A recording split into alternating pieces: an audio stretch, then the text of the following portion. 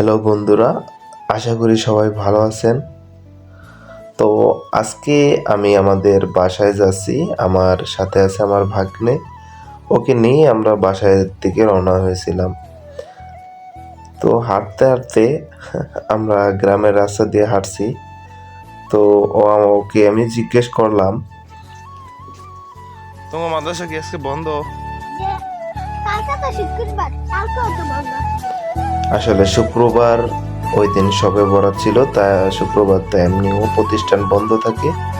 তো আজকে শনিবার ওদের বন্ধ। তো আমরা আমাদের বাসার কাছাকাছি চলে এসেছি, আর একটু দূর আছে। তো আমরা হেঁটেই বাড়ি পৌঁছালাম। এই যে দেখো, গরু কেয়ার এগুলো আমার। এই যে দেখো, আমার সাইডটা উঠতে কি আছে? কিনছে কি?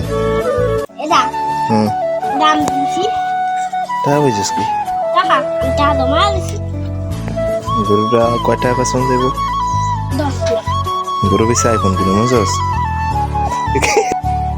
আসলে ও গরুগুলোকে পেয়ে অনেক খুশি, কারণ গরুগুলো ওকে আগে থেকে চিনে। তো আক্রমণ কিছুই করলো না। তো আসলে এগুলা খুবই লক্ষ্মী গরু।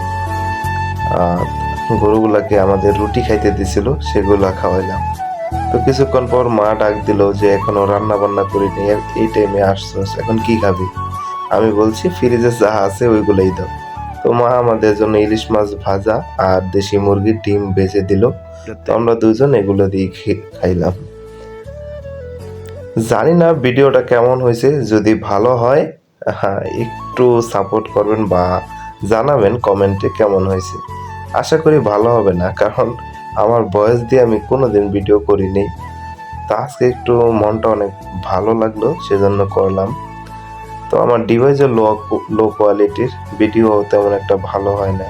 তো আল্লাহ হাফেজ, সবাই ভালো থাকবেন।